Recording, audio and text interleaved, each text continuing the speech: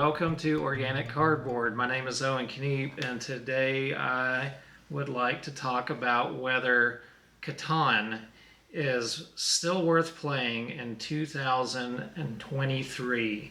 So, Catan is a game that has maybe been getting a little bit more attention or kind of notice again here lately because it's designer, the original creator of Catan, Klaus Teuber, passed away this month. He passed away at the very beginning of the month.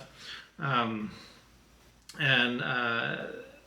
unfortunately, this is one of those things that happens, and he died way too early. But he did leave us his legacy with Catan and all of its offshoots. Now, Catan was a game that came out originally in 1995.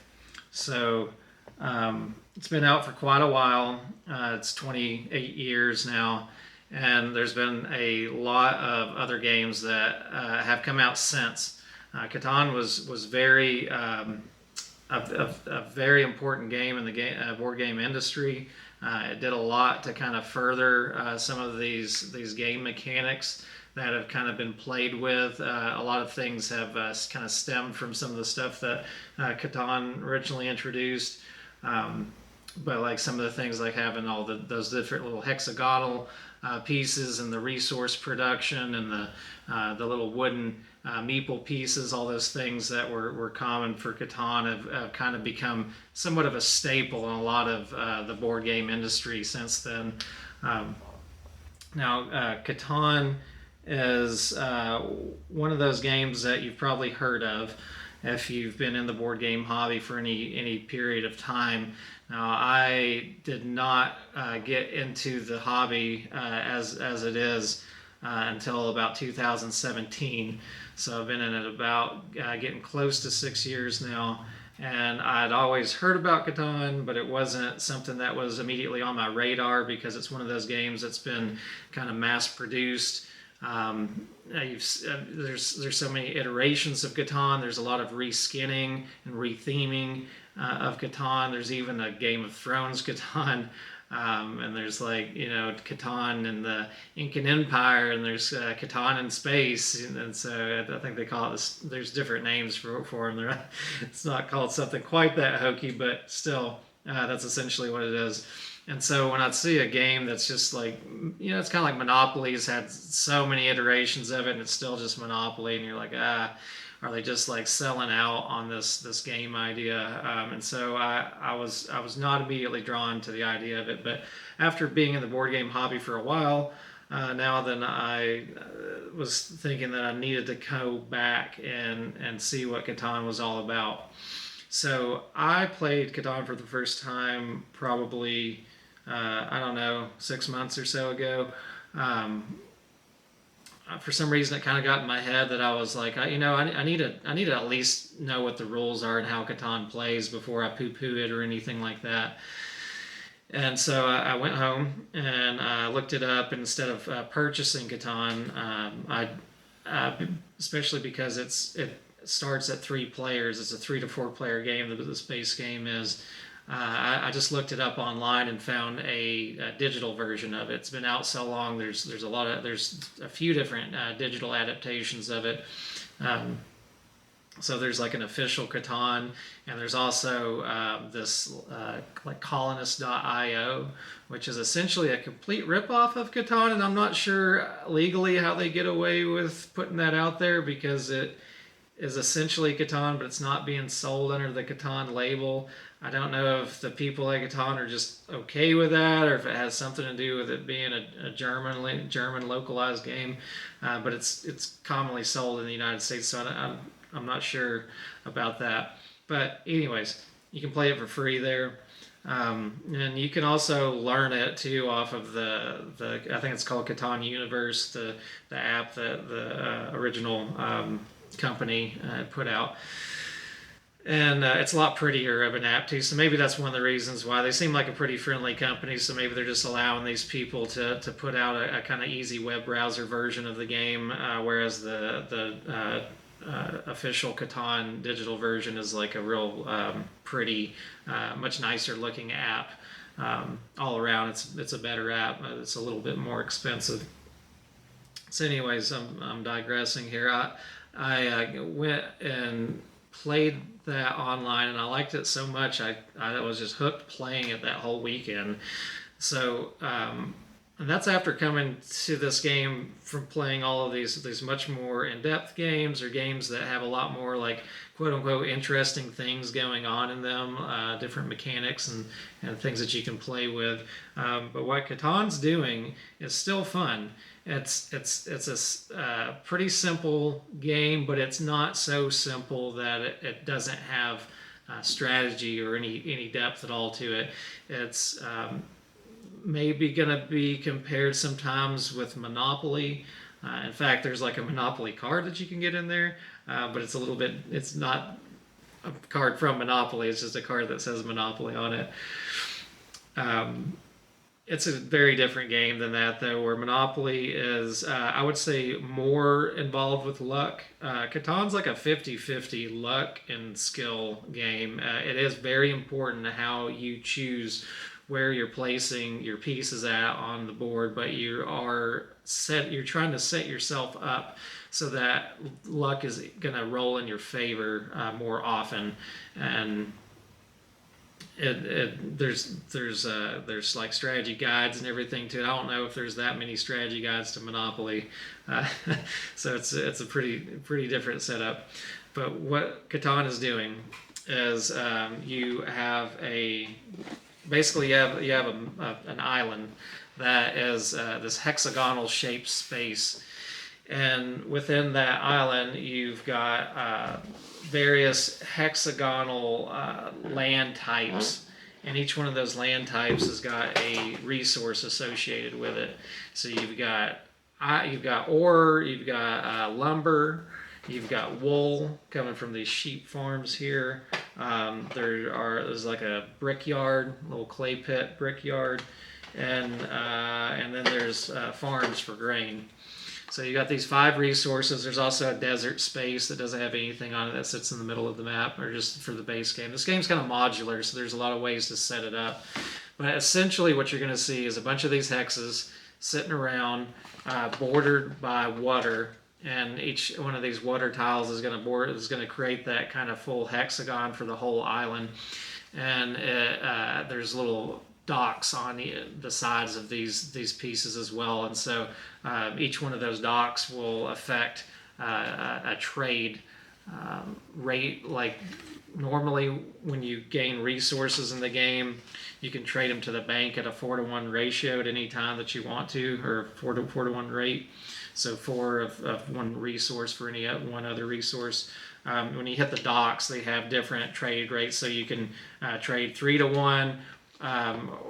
Depending on which dock you're at, you might hit ones that you can trade 3-to-1, or you've got ones that are specific to a certain resource where you can trade 2-to-1. Like you can trade 2 wool for one of anything. So if you have a lot of wool production, it's good to be connected to that dock if you can.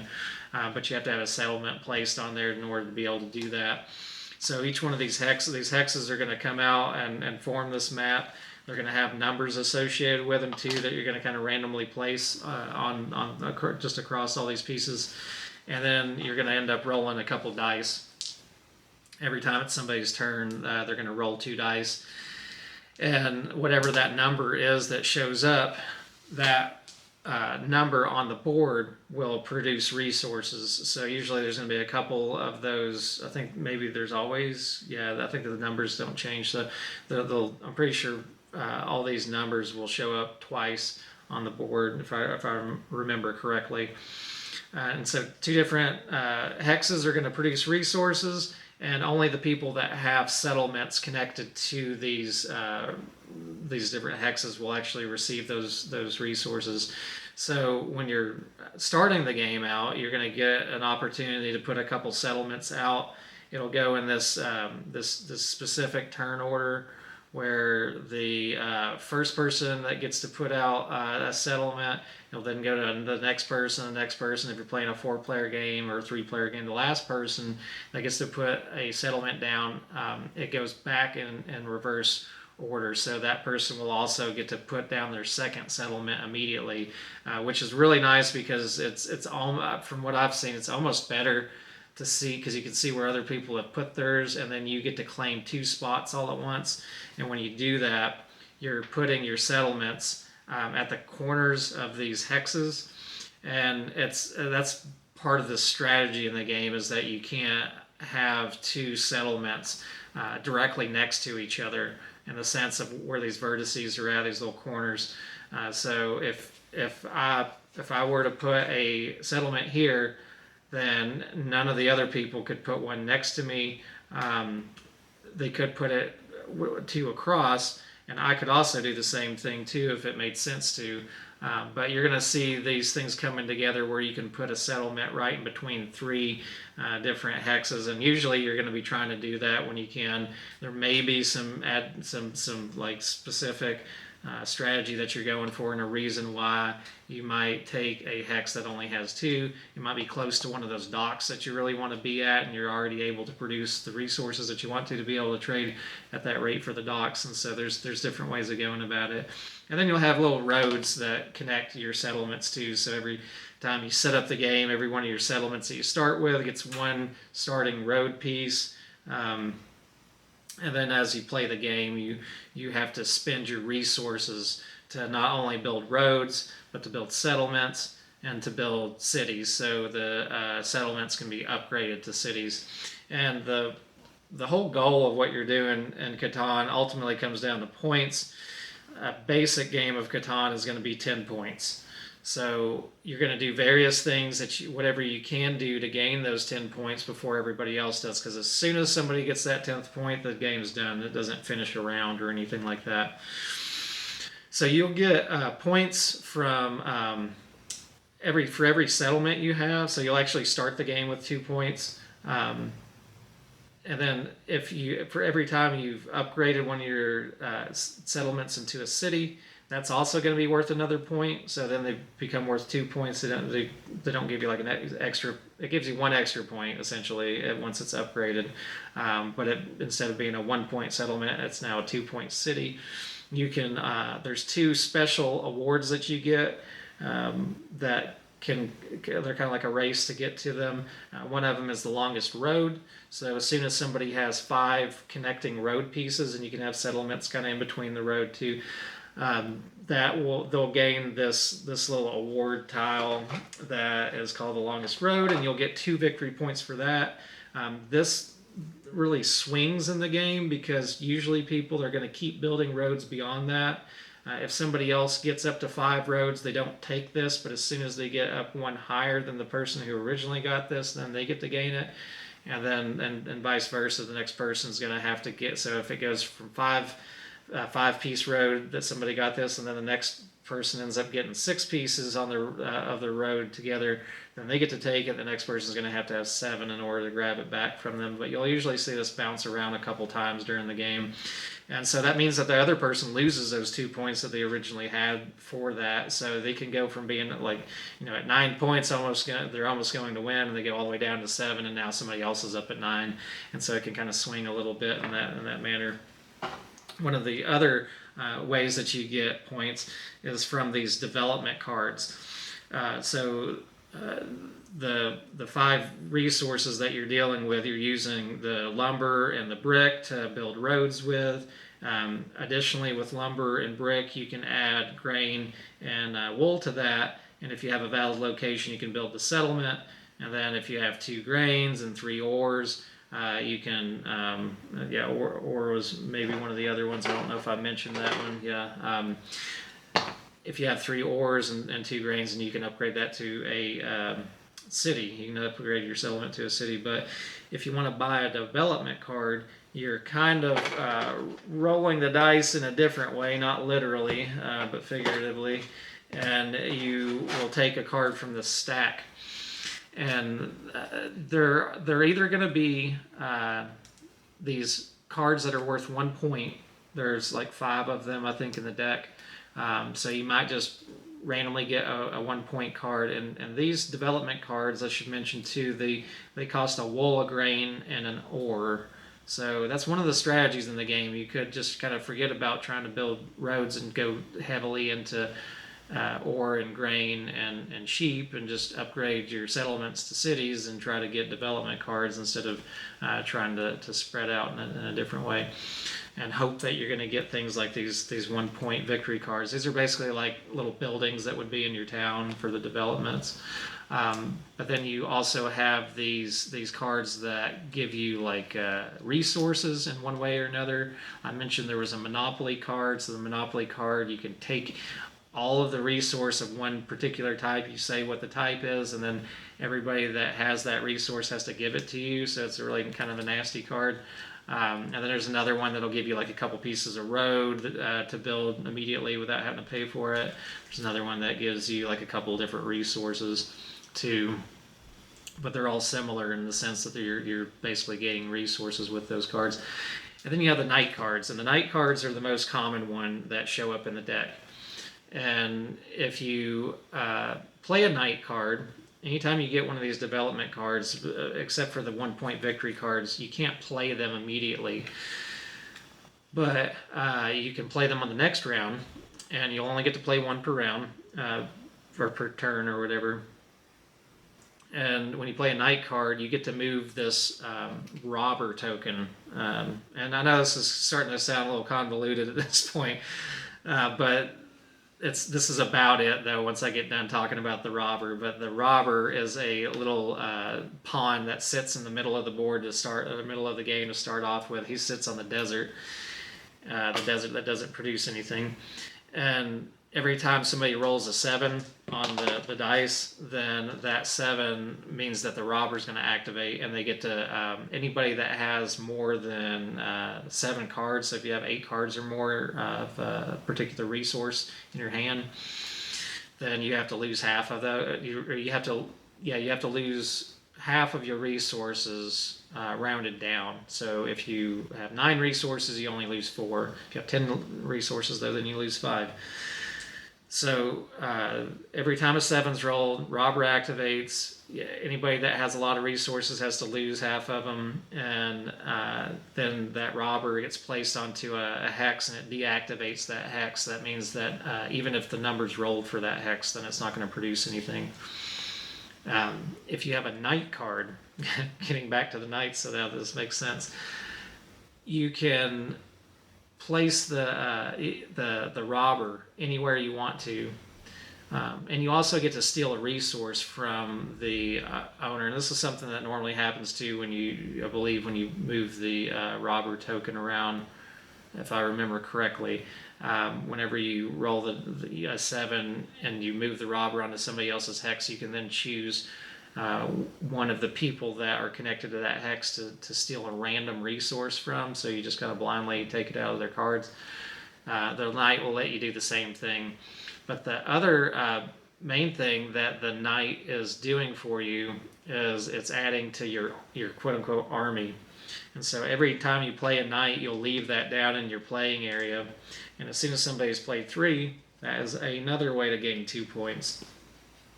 So that's called the largest army. And then if somebody else plays 4 knights before you've played a 4th one, then they'll get to gain it. And it, just like the road, it can change hands, and it's not too uncommon for it to do so. I would say the road changes hands more often than the knights. But so again, you're getting points from settlements. You're getting an extra point if you upgrade them to cities. You're getting points for having the longest road. You're getting points for having the largest army.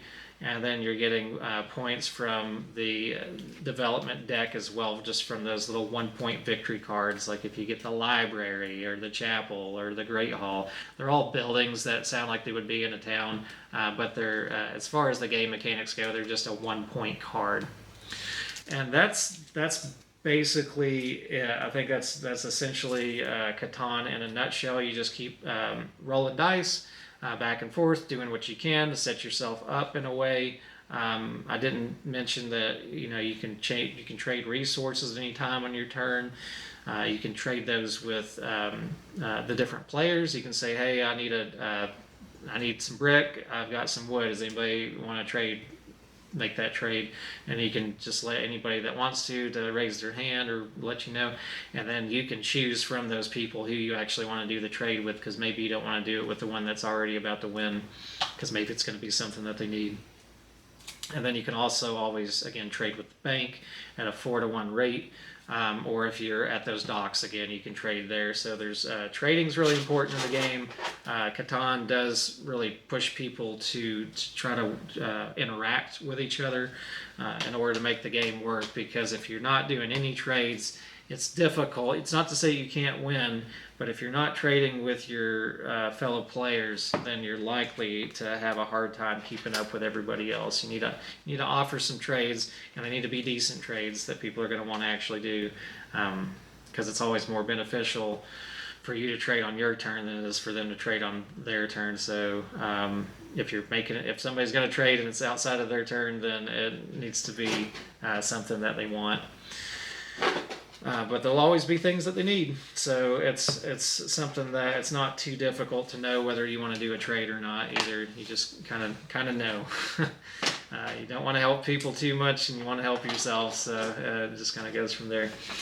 But so again, coming back to the question of why would you want to play Catan in 2023, I think that what Catan is doing is it is creating it's like the perfect kind of family gateway game.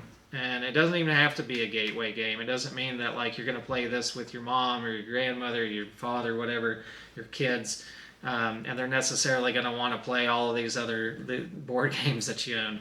But it's not very assuming. It doesn't have a huge amount of theme on it. You're basically recreating this theme of like Vikings settling into a new land and trying to establish themselves. Not necessarily Vikings though. There's nothing on here that says that you're Vikings. It's just where Klaus originally had gotten his ideas from.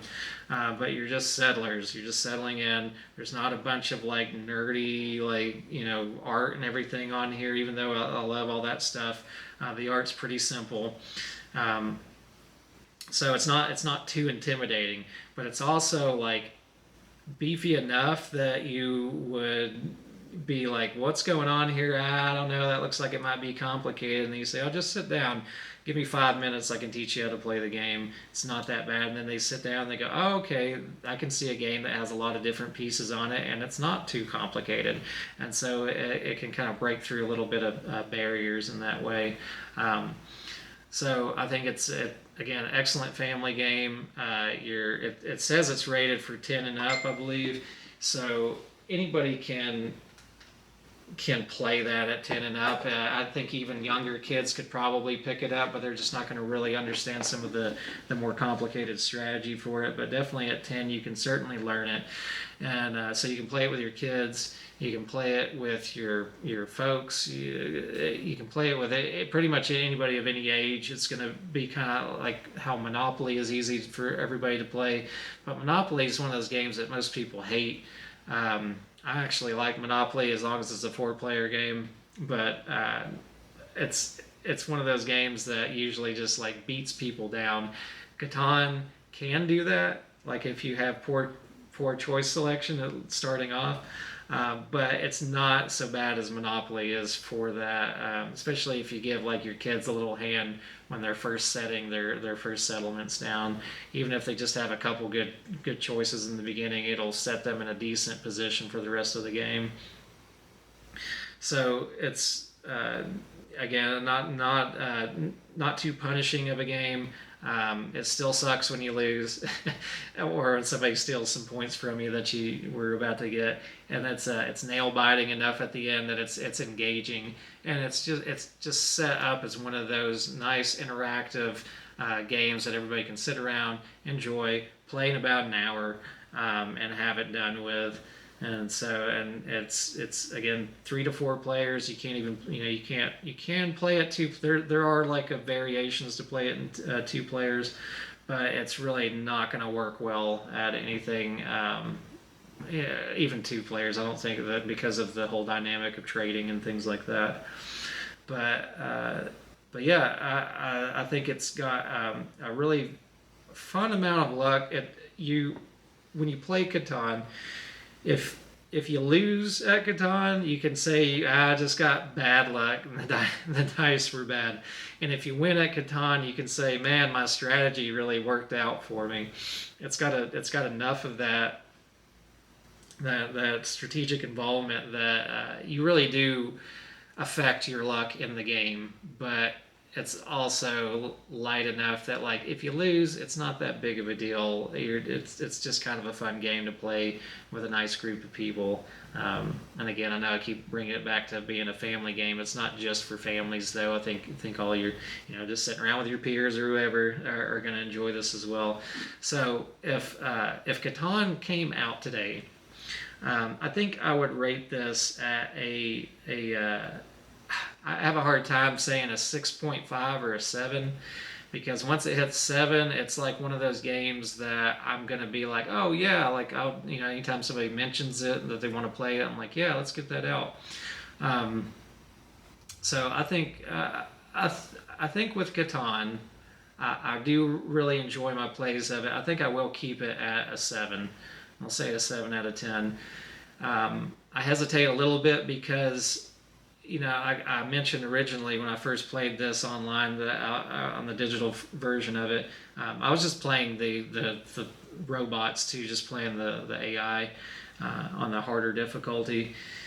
And I mean, I was addicted to it for that weekend, but then I didn't really want to play a whole lot of it after a few days. Once I got through about 10 games of playing this, and they're pretty quick on the computer. If I was playing it in person, it might be a little more laborious.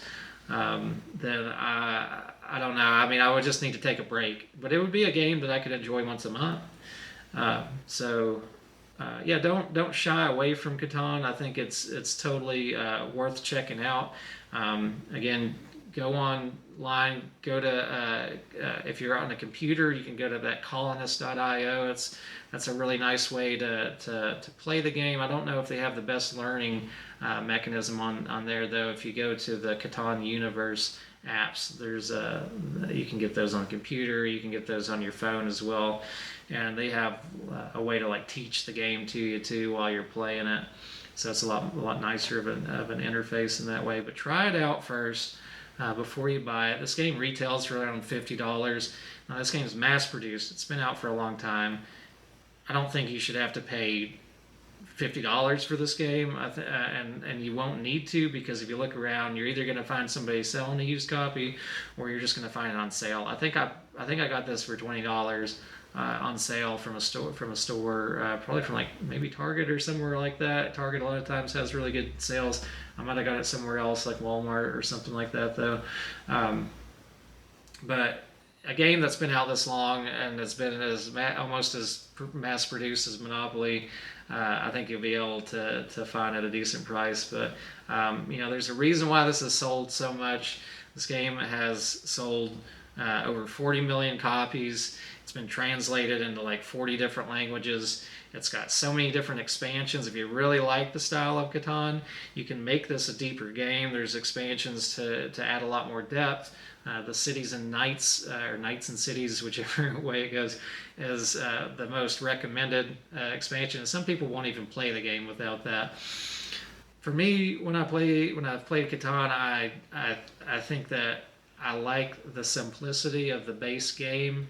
And if I'm wanting to play a more complicated game, I might try something just different. But I'm not opposed. I know I did play with a couple of the expansions on the computer, but I still kind of really just enjoyed the simplicity of the base game.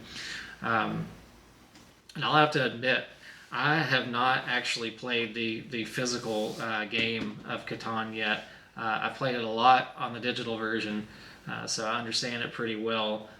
But after having talked about it through this video and the last video so much, I am actually really wanting to play this. So I think I'm going to get this out of the game group next time and see if I can convince some people to play some Catan and see what they think about it. But let me know in the comments what you think of Catan, if you think it's still worthwhile to you, or if you still play it yourself, or if you've never played it at all. I'd be interested to know. But otherwise, I think that's about all I've got to say about Catan. So yeah, don't be a snob like I was. Try it out. I think it's worth a go. But anyways, as always, I thank you guys so much for stopping by and listening to me ramble on. And if you enjoy this kind of content, a couple of those free clicks on the screen does really help support channels like mine, and I do really appreciate it if you do that. But otherwise, I hope you guys are just having a great time, enjoying the games that you have, and that you're learning about new games that you've never played before, and that you're maybe giving the old games a try as well. So again, thanks so much for stopping by. Hope you guys have a great rest of your day. Take care. Bye-bye.